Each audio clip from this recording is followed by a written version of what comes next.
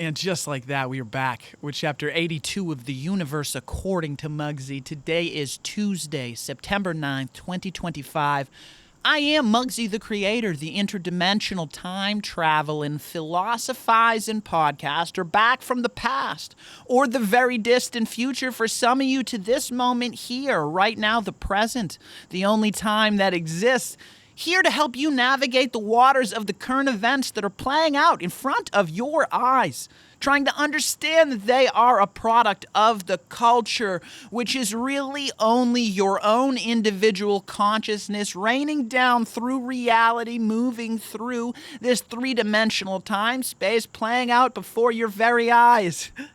That is what I'm here to help you with. If you can stand the conversations in the constructs and maybe some of the rough edges that I have as I channel information from other dimensions, or sometimes I just read a newspaper and call it out like I see it. That's how many of my friends do things. Oh, I'm so excited.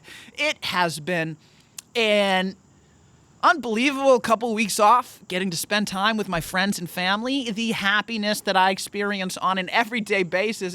I could never imagine, never in a million years, imagine how well things are humming inside the Village Tavern restaurant, or any restaurant for that matter, in September, right before we get ready for a season of October.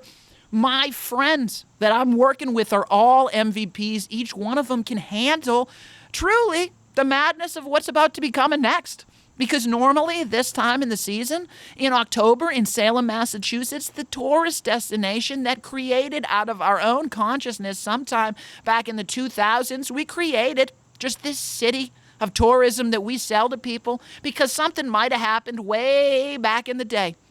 Some history that was lying around that really any city up and down the east coast of the United States, whether it was some American history or some Native American history, if you truly had enough people working together, designed to achieve a common goal, which is make some money, all right? That's all we did in Salem. That's truly the magic of what happened. And what's happening now is I have an MVP all-star cast. Normally this part of the season, we'd be trying to add members of the team to handle the overflow of volume. But things have changed because the reality changed. My friend Jess, who's running the restaurant unbelievably at the moment, is trying to tune in the hum of the Harley Davidson because we're tired of the Kawasaki's running up and down Essex Street in Salem, all right? That hum is not what we're looking for. We're looking for a real American-made engine that is prepared to run all through the day and the night throughout October, 31 days, and maybe a couple weekends into November if that's what the tourist season is going to bring us. But it's a slow start to the tourist season because interest compounds over time, but so does inflation, and it is absolutely crushing the American public. I did 20 years of economics, all right? I was an economist for 20 years studying the dark arts, which is why I can appreciate Salem, Massachusetts so much. Economics, they tell you right from the beginning, all right? They're not like hiding it. They tell you right at the beginning, it's the dismal science. You're going to go crazy if you study this. Why would anyone undergo such an insane task of undertaking the idea that you are going to be the one to actually wrap your hands around this academia? All right? This level of academics that we created as a distraction from all the other things. At least the other ones give you hope, right? Chemistry and physics and biology. Maybe you're going to be able to put someone back together with the biology that you learned, or maybe you're going to be able to heal somebody with some chemistry, or maybe you're going to be a physician who hasn't noticed. Is that a physicist who hasn't noticed that we've made no progress in physics in the last 80 years? I digress. What I am actually trying to tell you is things have gotten hard in the United States of America. I've assembled such a team of hardworking people at the Village Tavern because everyone, all right? Everyone's going back to their roots to try and make a buck. Even us dark magicians, okay? This is just another aspect of the dark magic playing out before your eyes because you're not smart enough to figure out the dark magic for yourself, okay? If I was able to get a PhD in this economics by explaining how it actually works to someone who also understood, I would have one of those. The problem is there's no one in the business of explaining how this stuff works to people. All right, they're in the business of giving PhDs to people that don't understand things, so they will be caught in a box forever. That's why they put the square cap on top of your head at graduation, because you've gone somewhere else for the knowledge that actually you can find in the wisdom of your own heart through the heart-mind coherence, which we were going to come back to. This is going to be a crazy episode, chapter 82 of this podcast, because normally I'll come in here and I'll just channel the energy, and I'll try and go on this random experience, explaining the reality, how I see things to you, or I guess at least that's how I've done it for the past 6 months to 8 months to 9 months. We're in September, all right? When I go out and I look at the stories and I explain them and I become Mugsy the Mystic and I just predict the future and you guys don't pay attention, it's not as fun for me. It's just not as fun for me. So sometimes I go out and I just channel the information and then I predict the future that way. And I didn't know it was going to happen. All right, so I'm surprising myself by avoiding all of the information, all the news, and all the things that people are saying that's just going to allow me to see right through all the bullshit and what's really actually happening. And if I don't have any control over that with my own consciousness, it's no fun for me. It's no fun. But I have to return to my roots somewhat and so that you guys can actually follow what's actually happening in reality. So I did take note of a few stories and things that are going on. Because when I turn on the television and I see CNBC and MSNBC talking to the general public about how tough it is with inflation compounding over time on the middle class, which they're still calling the middle class because they're not brave enough to tell you that you guys are so fucking poor. Oh my God. Middle class is way in your rear view, all right? You guys are staring down abject poverty. It completely surrounds you, which is why you're not listening to smart people that are trying to teach you how to get out of it. Abject poverty means you're not even smart enough to get out of the paper bag that you are in. That is why we need to discuss how we got here. And my current events, you guys should all know about me, is I'm a hypocrite. All right, I am a hypocrite and I know nothing. So if this is the first time you're tuning in, you should know that I'm full of shit and I don't know what I'm talking about. And that is the only thing that I need to remember when I'm walking about my daily life. I am a hypocrite. All right, and there's nothing wrong with being a hypocrite. All right, you just need someone in check. And you need something that grounds you and keeps you in check. And I have had so much fun in the past couple of weeks hanging out with my friends and family. It's been awesome, but I took a break from this, from seeing reality in the way that I see it as it exists, because some people aren't ready to see reality in the way that you see it. That's just the truth of it. So sometimes I have to go back in time and I have to go back to those days where I found football so appealing. All right, and I have to go do one of those ceremonies that we do where we worship false idols down in Foxborough, where we have a new statue of Tom Brady, a human being who, if I could just talk to him, I would say thank you for all of the amazing memories that I have with my brother and my dad and all of the people in New England as we watched you dominate this false idol, playing this game that is actually really manipulated from behind the scenes. I was too stupid at the time to realize it, but I see it so plainly now. What's going on? It really is a sensory overload. When you walk into the stadium, it actually is so fun. Like, there's nothing I like more than hanging out with the boys for an afternoon.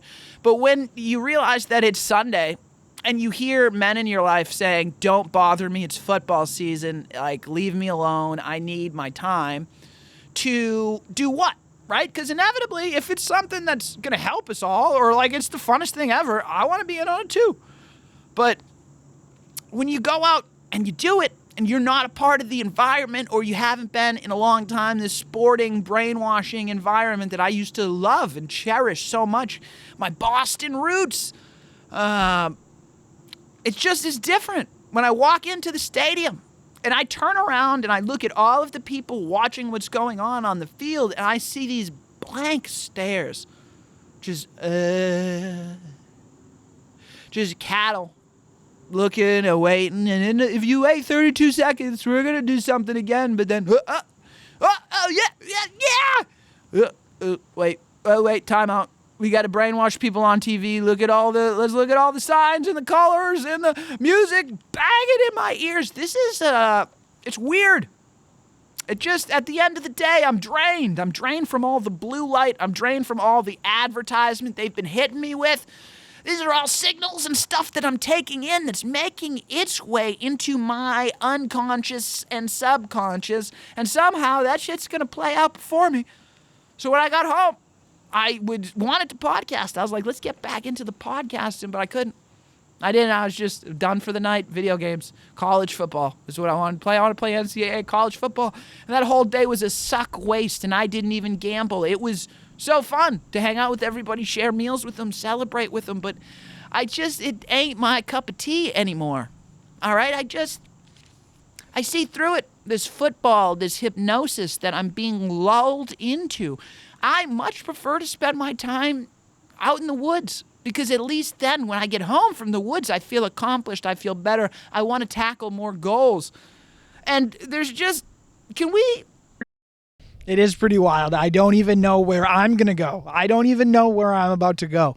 But right now, I do not want to sell you any deodorant for your balls or anything else, really, at this moment. What I would like for you to do is go to MugsyTheCreator.com. You can find my Patreon link, which enables me to do this all for free, living off $12,000 a year in my paradise.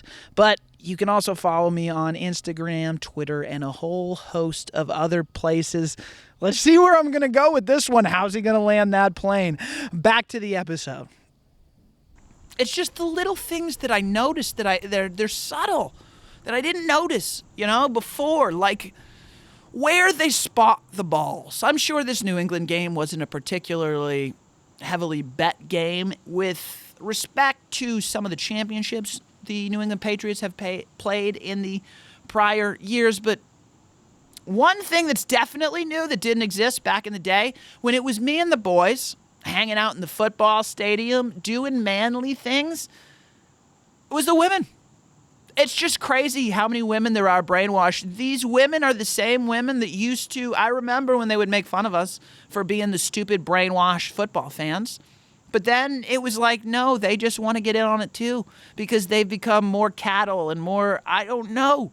But when there's a woman, when I'm at a football game and a woman turns around to point out and criticize me based on how I'm criticizing other people, it's just weird. We've come to a weird place in society. You are the creators of human life, and if you have stooped to this level of this false idol worship and critique because you can't see the dark magic and the distraction that's going on, we've really slipped to a place where we need the strong men in this world to help us snap out of it.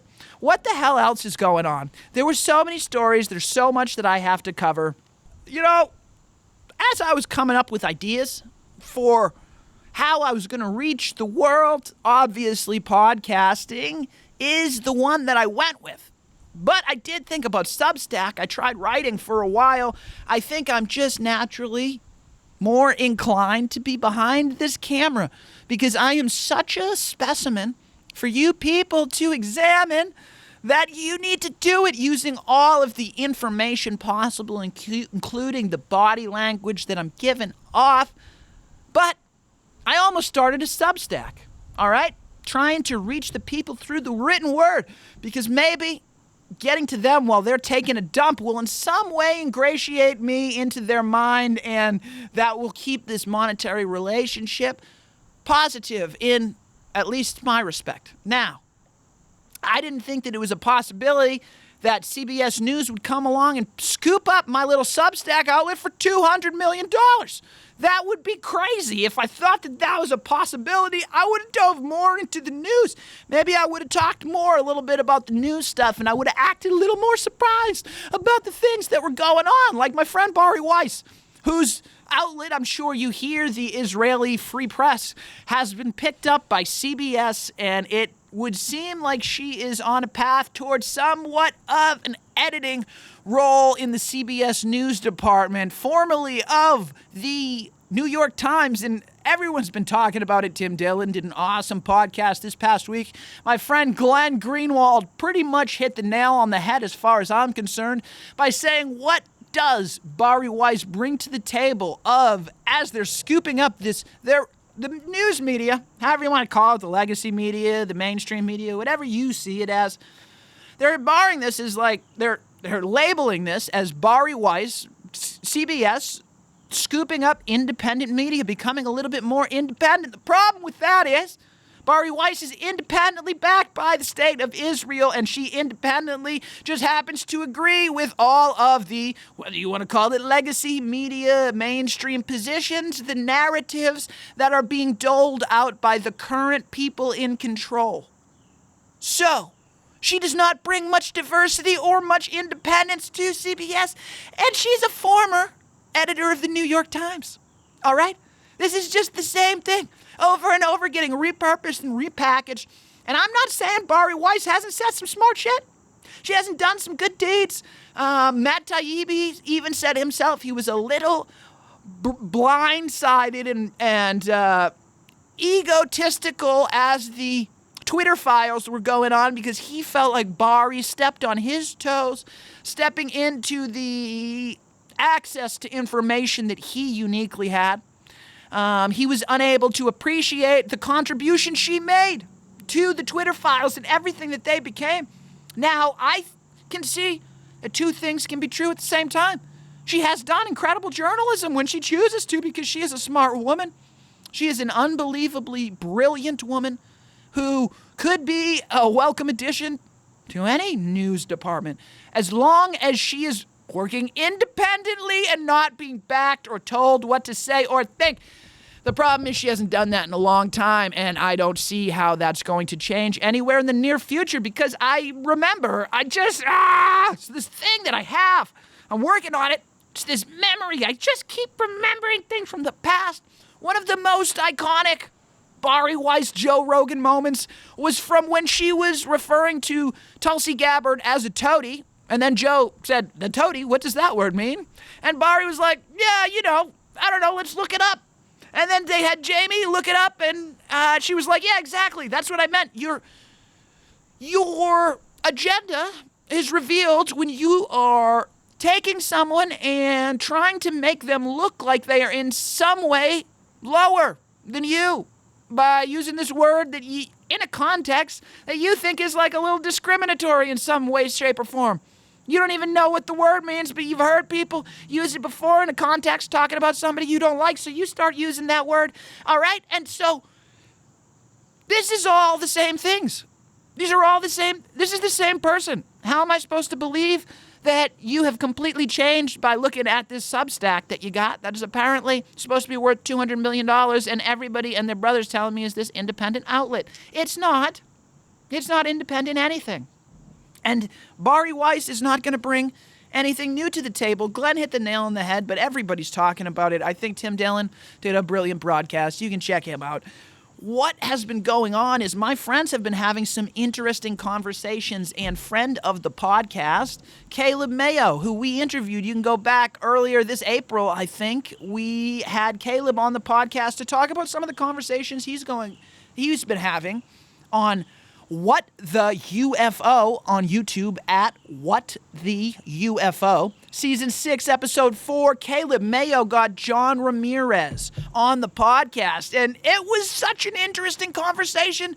John was so gracious with all of his time that he gave to Caleb, and what I love about Caleb is he does such incredible research into the subjects that he's going to be talking to, and he is clearly intelligent enough to have the aptitude to dive into some of the scientific research at a level to be able to inquire with his subjects on their level in their respective expertise so that we may learn something from them.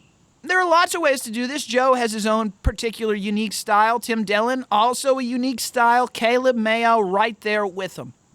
Now, John Ramirez, for those of you who don't know, is a former CIA agent as well as several other lettered agencies. I believe it was FBI and another defense one that I can't recall at the moment. Nonetheless, it wasn't so much his discussion about UFOs at all or any of the science that they have going on. It was this construct of how the deep state actually works. What is the deep state? They are the people that are entrenched in these government organizations that are so secret that our elected officials must request specific information directly in order for them to be briefed on it. The problem with that is you are unable to ask for things you don't know to ask for and don't know about. That could be the answer the whole time that you needed, and all of the people that work with you are conveniently not telling you that. That's another way to withhold information. Mr. Ramirez just says it so casually out in the open that that's exactly how it works, but at the same time, as we've talked about, our reality is our own projection of our own current emotional state. And he talks about his desire to work for the CIA was because of its portrayal in television and movies. Movies, magazines, books. These are all the things that made John Ramirez want to become a CIA agent. Conveniently, the CIA placed all of those things out there in the culture to be picked up on by morons like that, so that the most easiest among us to control, those who we give a little power to and they feel so much more important than other people, are exactly what they're looking for. It's a self-perpetuating thing. John confirmed this, all right? Mr. Ramirez confirmed this when he says the agency, the CIA, likes when people get married and they have children together, because then they can have kids that we can recruit into the CIA. And I find it very interesting that John is also an experiencer of this UFO stuff, because when you have all of this secret knowledge and they are showing you just a little bit of it, you are yourself inherently an experiment. They're sending you to different countries, all right? John was very open about this. His medical information is classified even from himself. That's because you're an experiment. Oh, yeah, because if people knew that I was in Algeria in 2007, they'd know that I got a fucking vaccine against the West Nile, East African, Algerian beetle. All right? Yeah, dude. That's because they're experimenting with some medical shit on you. Because they know you won't tell anybody. Because you're real good at keeping secrets. You know how we know that? Because your dad was real good at keeping secrets. You know how we know that? Because your dad and your mom both work for us. And if you say anything different, they're going to report it to us even before you can even think to report it to us. That is how it all works, the control. He was just so forthcoming. And all the things, it's just pouring out of his mouth. And if I was Caleb, I would just be sitting there like, oh, this is crazy.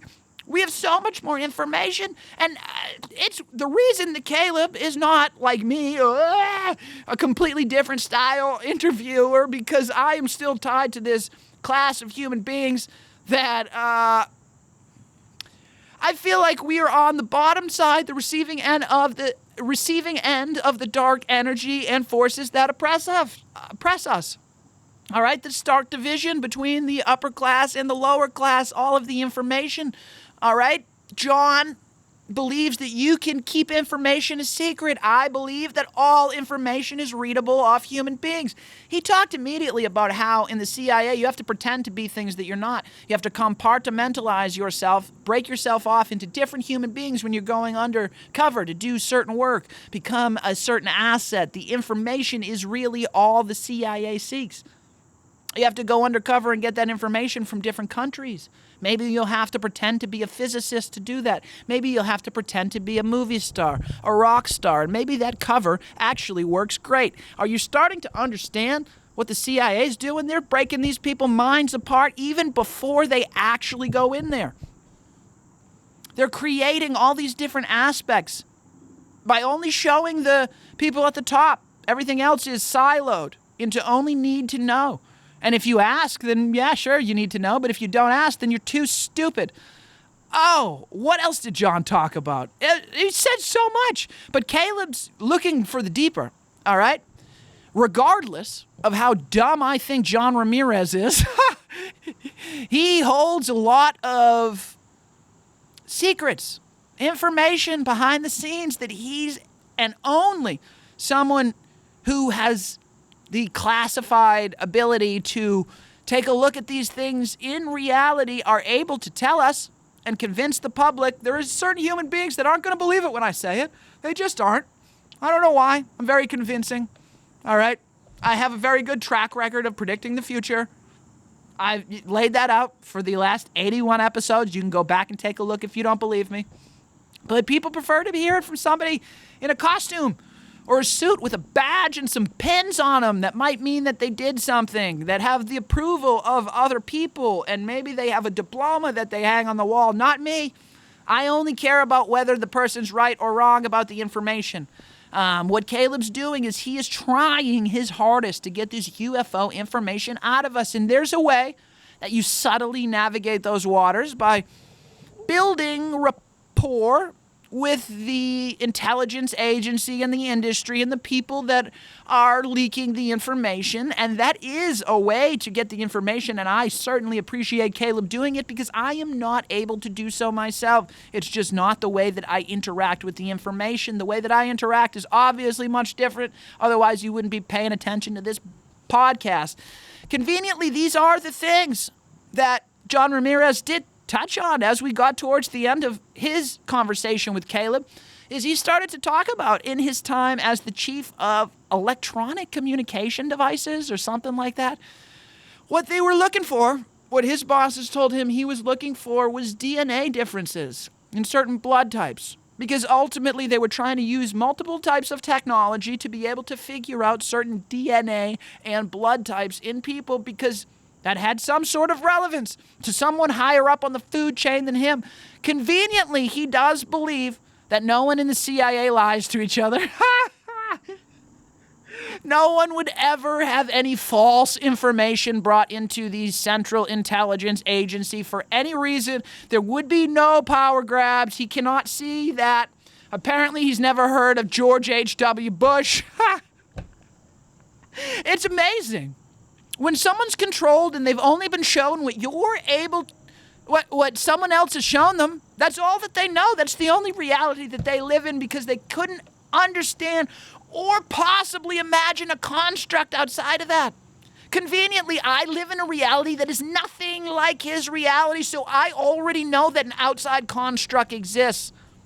So that means I just have to keep getting out of the construct. That is literally the way towards growth. And the only way to do that is to eat healthy. Breathe. And remember to laugh at yourself because you're stupid, okay? It's so funny. John Ramirez, what an unbelievable. Thank you, Caleb Mayo. Season 6, Episode 4, Caleb Mayo, What the UFO, YouTube, Patreon, buy him a coffee. He's doing all the same shit, trying to get some backing. And apparently, just like me, him and I are the same out on the streets, trying to make a name for ourselves on our own. All right, he doesn't have backing either, is what it appears like. Now, ironically, we've talked about this a lot during this very conversation. My buddy, Chris Williamson, over at Modern Wisdom, episode 990, Dr. Tara Swart. Tara, I don't even remember, neurobiologist, maybe, a neuroscientist. Tara's been on the Joe Rogan Experience. She's made the podcasting loops several times now in the past as she's come out with new research, new information, or sometimes a new book. I'm quite sure she is out pitching her new book right now, which I have not had the time to pick up. But it's because me and Tara seem to be doing a lot of the same things. Her new book is discussing intuition and how to cultivate intuition and how to listen to that intuition as a guidance.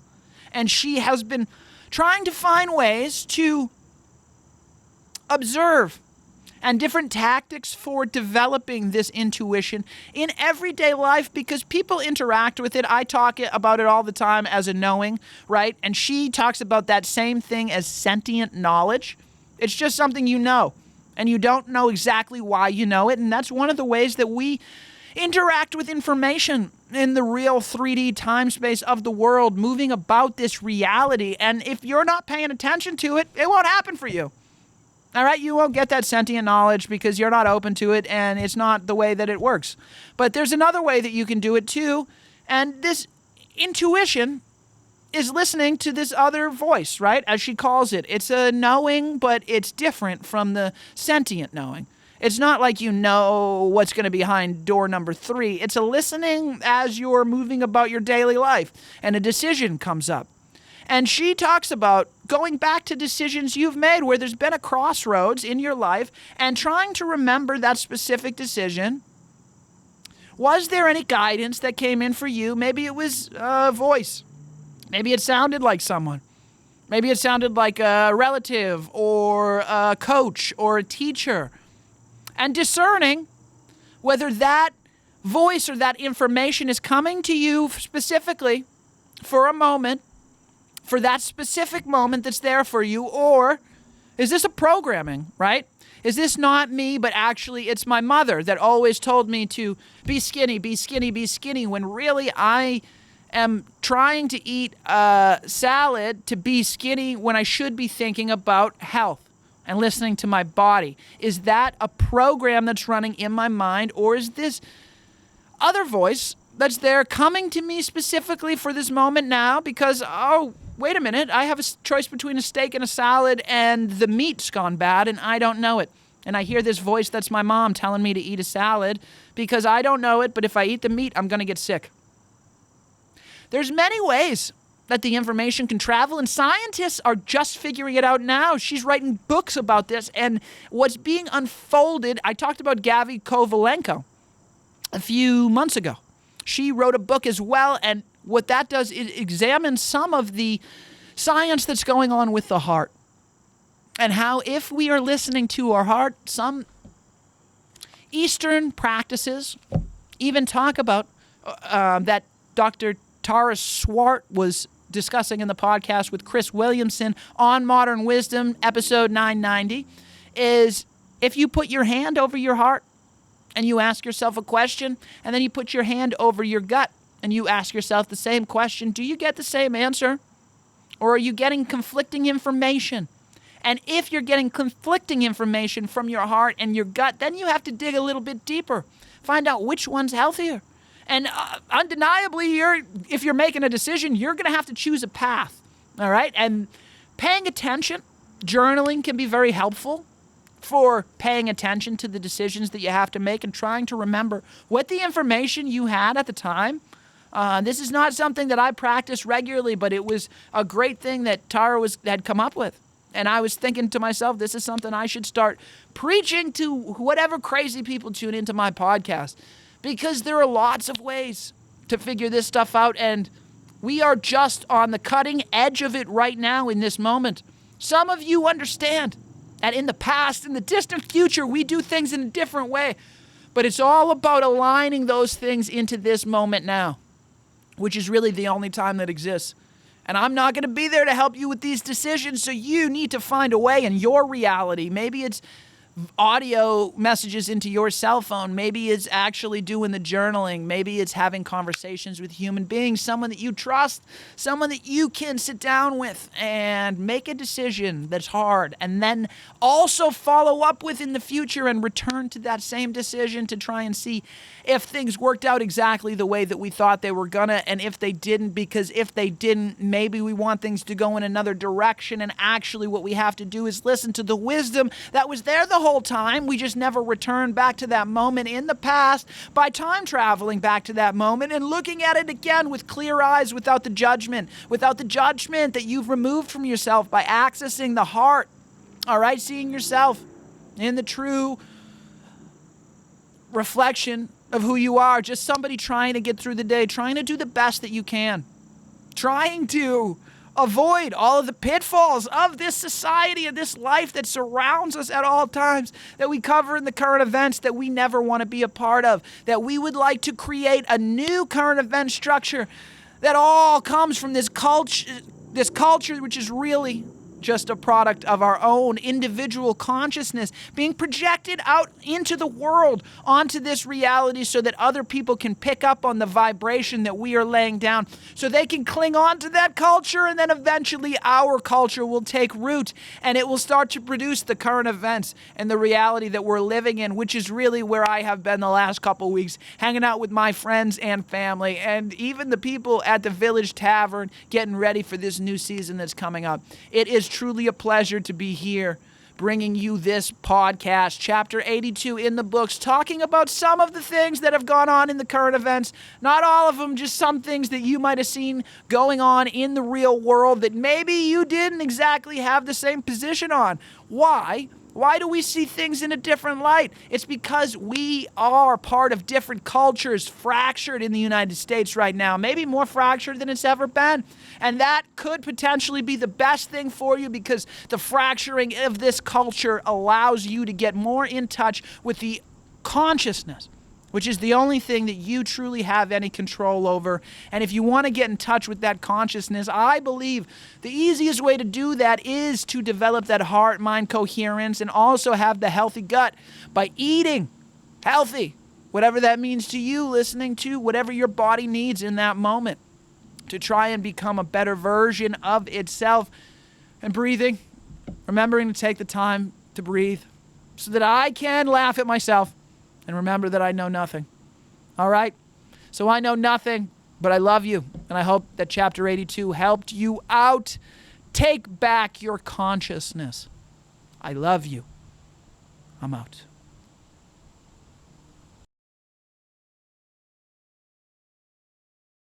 If you want to find out where else you can listen to this broadcast and you're a human, you can go to MugsyTheCreator.com. If you're a robot, I got nothing for you. I mean, unless you can subscribe over here, or you can click this playlist. If you're a robot, you can do that. That would definitely help. Like, subscribe, whatever you want. Thanks a lot, guys.